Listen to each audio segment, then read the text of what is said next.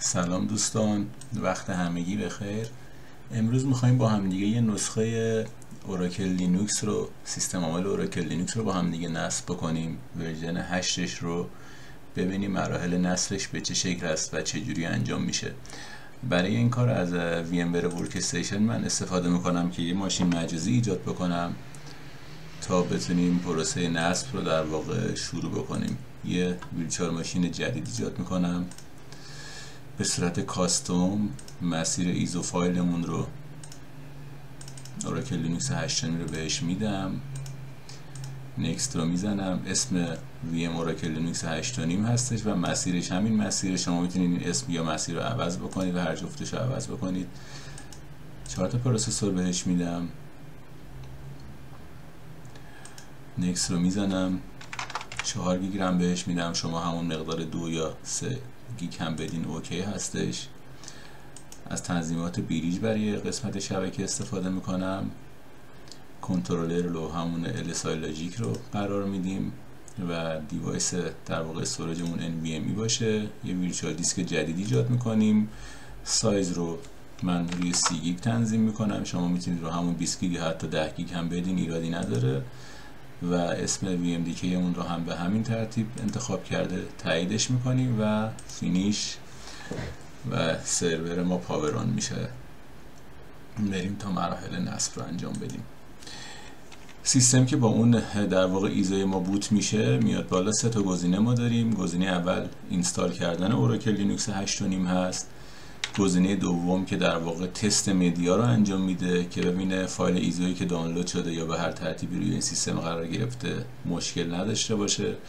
و ترابل شوتینگ هم زمانی که شما یه سیستمی رو اینجا نصب داری و الان به هر دلیلی به مشکل خورده، فایل سیستم کراپت شده، پسورد روت رو فراموش کردین، یکی از راهاش اینه که تو قسمت ترابل شوتینگ وارد بشید و این موارد رو بهش رسیدگی بکنید. اینستال اوراکل لینوکس رو انتخاب میکنیم.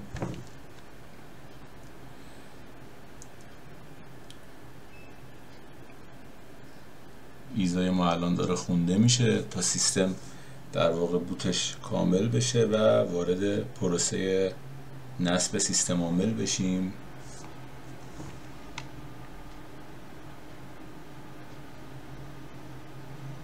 تمام تجهیزات، تمام در واقع سخت افزارهای این سرور مجازی ما اینجا چک میشه. کارت شبکه، کارت در واقع فیبر، وضعیت مموری، CPU، هارد دیسکی که بهش اختصاص دادیم تا وارد پروسه نصب بشه.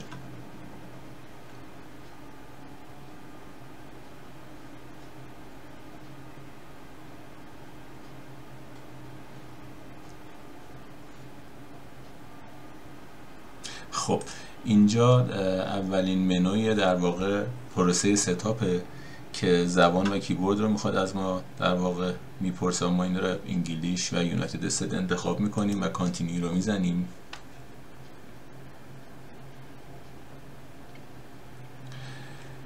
کیبورد و لنگویج رو که انگلیسی هستش و باهاش کاری نداریم. اینستالیشن سورس ما در واقع همون ایزویی هستش که به این ویرچوال ماشین اضافه کردیم و همون دیوایس SR0 هست که اوکیه. اینجا هم تنظیمات شبکه داره که اگر در واقع این ریپوزیتوری تو شبکه داشته باشید میتونید ازش استفاده بکنید. ما فعلا با این قسمت کاری نداریم و همون در واقع SR0 که DVD راممون هست و ایزو فایلمون هست انتخاب میکنیم به عنوان اینستالیشن سورس. اینستالیشن پارتیشن در واقع جاییه که سیستم عامل ما قراره نصب بشه. یک دیسک 30 گیگی اگر خاطرتون باشه اضافه کردیم موقعی که داشتیم VM رو ایجاد میکردیم. این در واقع دیسک رو به اسم NVMe 0N1 در واقع شناسایی کرده. حالا ما باید این رو در واقع فرمتش بکنیم و پارتیشن بندی کنیم. اینجا در واقع برای اینکه میخوایم لیات فایل سیستم ها رو چنج بکنیم گزینه کاستوم رو انتخاب میکنیم و دان رو میزنیم و اینجا در واقع پنجره‌ایه که میتونیم بحث پارتیشنینگ در واقع سیستم رو انجام بدیم. این گزینه رو انتخاب میکنیم که به صورت اتوماتیک اون فایل سیستم ها ایجاد بشه و بعد اونها رو تغییر میدیم. یک در واقع فایل سیستم اسلش بوت اینجا الان برای ما ایجاد کرده که تایپش در واقع به صورت استاندارد پارتیشن و فایل سیستم XFCE هستش. ما لیبلش رو همون بوت میذاریم بمونه. یه اسلش برای ما ایجاد کرده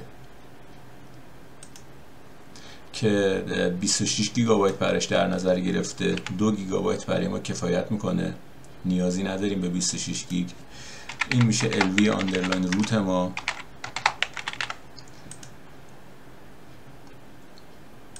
سوپ ما رو 3 گیگ برش در نظر گرفته، لیبلش رو برش ست میکنیم و اسمش رو به همچنین.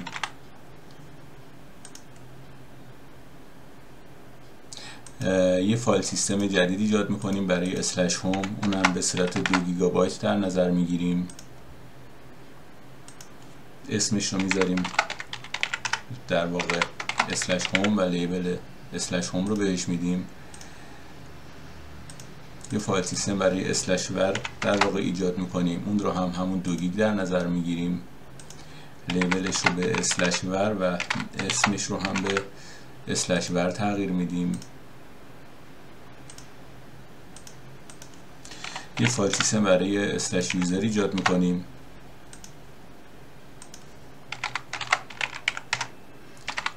لیبل و اسم این رو هم عوض میکنیم. یک فایل سیستم برای اسلش تمپ ایجاد میکنیم و فضای اون رو هم 2 گیگ تنظیم میکنیم و لیبل و اسم تمپ رو هم عوض میکنیم. این در واقع لیاتیه که توسط خود رد هت پیشنهاد میشه که شما هوم و ور و یوزر و تمپ رو در واقع جدا بکنید و اسلش رو تو فایل سیستم های مجزا بذارید که از مشکلات بعدی زمانی که سیستم لایو هست جلوگیری بکنه. اسم والیوم گروپ رو اینجا به صورت دیفالت OL در نظر گرفته. اینو شما مین وی جی، OSVG، VG مثلا IP اون سرور یا هر اسمی که خواستید میتونید بذارید. من این رو اینجا OSVG انتخاب میکنم و توی سایز پلیسی هم از لارج از پاسیبل رو انتخاب میکنم و گزینه سیو رو انتخاب میکنم. الان تنظیمات در واقع فایل سیستممون انجام شد. دان رو میزنم. این تنظیماتی که انجام دادیم و فایل سیستم ها و لاجیکال والیوم هایی که ایجاد کردیم رو میخواد فرمت بکنه و قبلش داره از ما کانفرم میگیره که این کاری که میکنی این دیتات روی دیسک اگر چیزی باشه اووررایت میشه و ما اینو اکسپتش میکنیم چون دیسک خام بوده. توی قسمت سافت‌ور سلکشن ما سرور رو به صورت مینیمال نصب میکنیم. میتونین گزینه‌های دیگر رو هم انتخاب بکنید، خودتون تست بکنید سرور با گویی باشه یا سرور خالی باشه یا به صورت ورک استیشن باشه. ما مینیمال این رو انتخاب میکنیم، بعداً دستمون باز هست که هر کدوم از این پکیج هایی که لازم داشتیم رو روی سیستم نصب بکنیم. کیدامپ در واقع فیچریه که سیستم وقتی که کرش میکنه محتوای در واقع مموری رو تو اون لحظه برای شما توی دامپ رایت میکنه که بعداً بتونید این در واقع کرش دامپ رو آنالیز بکنید، ببینید مشکل چی بوده، چه پروسسی باعث این اتفاق شده. نتورک رو همونطور که در مرحله اول دیدید به صورت بریج من انتخاب کردم. کانکتدش میکنیم آی پی مون رو بگیره. آی پی 190.168.135 رو الان اختصاص داد. نود 35 من اسم این ماشین رو میذارم و گزینه دان رو انتخاب میکنم. برای تنظیمات تایم هم به این شکل تایم زون رو انتخاب میکنیم و با توجه به اینکه نتورکمون الان فعال هست گزینه نتورک تایممون هم اینجا اینیبل میشه و میتونیم به صورت اینترنتی تایم رو سینک بکنیم با تایم سرور هایی که در دسترس هست. و اینجا هم همونطور که میبینید علامت تعجب داره و منظورش اینه که روت پسورد ما باید ست بکنیم و روت پسورد اینجا ست میکنیم. خودش چک میکنه که این پسوردی که در واقع ما دادیم پسورد مناسبی هست یا نه. شما میتونید پسورد در واقع با تعداد کاراکتر بیشتری هم بذارید که این به صورت استرانگ در بیاد. دان رو میزنیم. پایینتر قسمت در واقع یوزر کریشن هم شما میتونید یک یوزر ثانوی ایجاد بکنید و اون یوزر رو هم به صورت در واقع ادمنستریتور یا سودوئر در بیارید که بعداً با این یوزر وصل بشید و نخواهید مستقیم با روت وصل بشید. فعلا با این گزینه ما کاری نداریم، ما با همون روت کارمون رو انجام میدیم روی این ماشین. گزینه بیگین اینستال رو میزنیم و پروسه نصب ما از الان به بعد شروع میشه. همونطور که میبینید داره فایل سیستم XFS رو روی این دیسکی که در واقع دادیم بهش ایجاد میکنه و شروع کرد به دانلود کردن پکیج ها. از روی در واقع مدیای سیستم عامل که همون ایزو فایلمون هست و نصب پکیج ها رو که واردش میشه و میبینیم اینجا پروسه نصبش رو. 410 تا پکیج الان داره توی این پروسه نصب روی این سیستم نصب میشه که در واقع مینیمم تعداد پکیجیه که یه سروری که به صورت مینیمال داره نصب میشه نیاز داره که روی سرور ستاپ بشه. دیگه اینا پکیجای بیس هستن دیگه، روی هر سیستمی به صورت پیش‌فرض اینا وجود دارن. حالا تا زمانی که این پروسه نصبش تموم بشه یه توضیحاتی من راجع به خود اوراکل لینوکس خدمتتون بگم. اوراکل لینوکس در واقع یه دیستریبیوشن لینوکس هستش که مال شرکت اوراکل هست و در واقع از دیستریبیوشن های RPM بیس هست، یه ایمیجی از رد هت هست. یعنی ورژن اوراکل لینوکس با ورژن رد هت لینوکس همیشه یکی هستش و زمانی که رد هت یه ورژن جدیدی میده معمولا تا 2 هفته بعدش اوراکل هم ورژن خودش رو میده، ولی اوراکل با در واقع کرنل UEK اینها رو میده. همونطور که میبینید آخرین نسخه ای که اوراکل در واقع آنبریکبل انترپرایز کرنل یا همون UEK داره ورژن 7ش هستش که در واقع داره استفاده میشه و اوراکل میگه که این کرنل رو من اپتیمایز کردم برای انترپرایز اپلیکیشن ها مثل اوراکل، مثل وبلاژیک اپلیکیشن سرور، مثل هر اپلیکیشنی که در واقع روی این محیط ها قرار ران بشه. یه کامپتیبیلیتی ماتریکس هم اینجا هست، من اونم یه توضیح خدمتتون بدم. این لینک بود اگه اشتباه نکنم. اینجا باید به صورت کندی هستش که داره باز میشه. بله این پیج هست. داخل این پیج همونطور که میبینید یک سری نسخ سیستم عامل رو آورده. آخرین نسخه اوراکل لینوکس الان 9.3 هستش تو ورژن 9 و ورژن 8 هم آخرین نسخهش 8.9 هستش.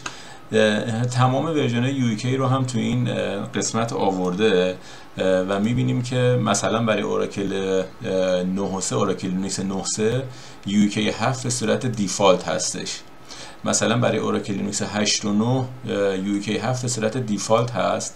توی اوراکل لینوکس 8.6 یا 8.5 که ما الان داریم نصبش انجام میدیم UEK 6 به صورت دیفالته و قابل ارتقا دادن به UEK 7 هستش. اینو میتونید توی برنامه هاتون بذارید و بعداً این سیستم رو UEKش رو ارتقا بدید به ورژن 7 و ببینید که چگونه این اتفاق میفته. خب این کرنل هر چقدر بروزتر میشن معمولا امنیت بالاتری دارن، باگاشون رفع میشه و اصولا پایدارتر هستن، ولی حتما باید قبلش سیستمی که میخواید ارتقا بدید بررسی بکنید و مطمئن باشید که در واقع مشکلی نداره. این ستونی هم که RHCK کرنل گفته در واقع رد هت کامپتیبل کرنل. هر نسخه از اوراکل لینوکس که شما نصب میکنید یه ورژن در واقع RHCK هم توی بوت منو براتون میاره که میتونید با همون کرنل هم سیستم رو بوت بکنید که حالا اونو در بعد از پروسه در واقع نصب سیستم عامل با هم دیگه میبینیم که چطوری میشه ازش استفاده کرد. تقریبا به آخرین مراحل پروسه نصب رسیدیم. دیگه باید در واقع سیستم پیکربندی بشه و آماده ریستارت شدن و بوت شدن کرنل بشه. توی این جدول هم ورژن در واقع UEK ها رو آورده، ورژن RHCK ها رو هم آورده. اینیشیال UEK کرنل مثلا ورژن 9.3 UEK 5.15 که در واقع همون UEK 7 میشه که اینجا گذاشته و RHCK 5.14 هستش.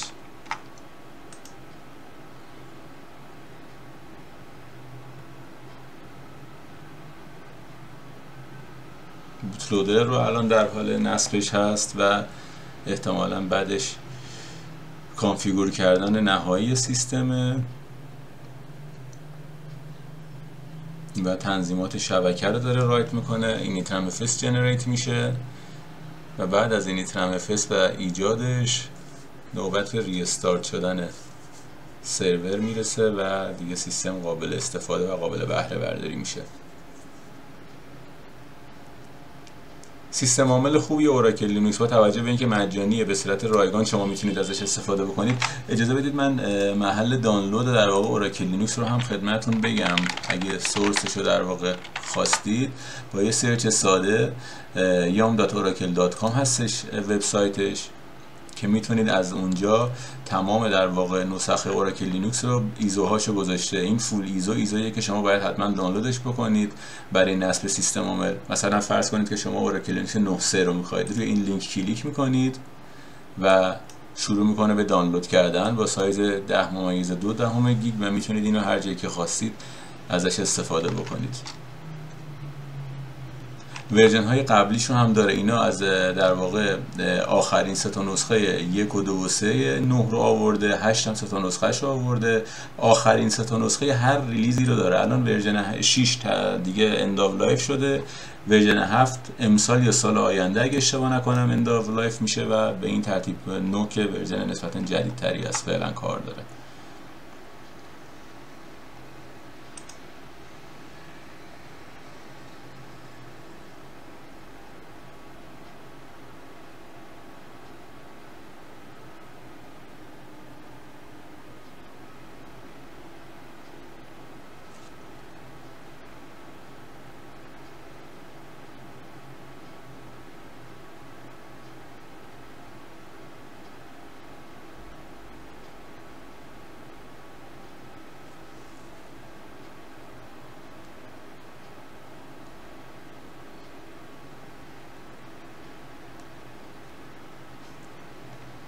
خب الان سیستم نصب شد و پیغامی هم که اینجا داده میگه ساکسسفولی اینستال شده و آماده است برای استفاده و ما الان باید سیستم رو ریستارتش بکنیم.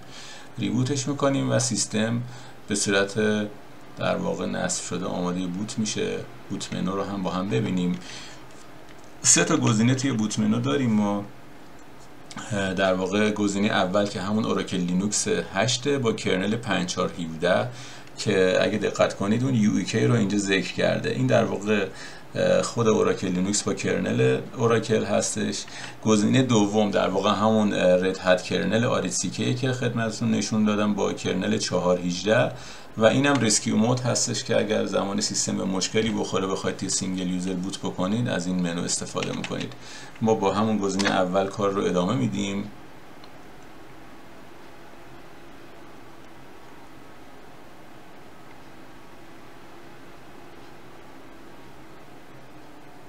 سرور ما الان اومد بالا.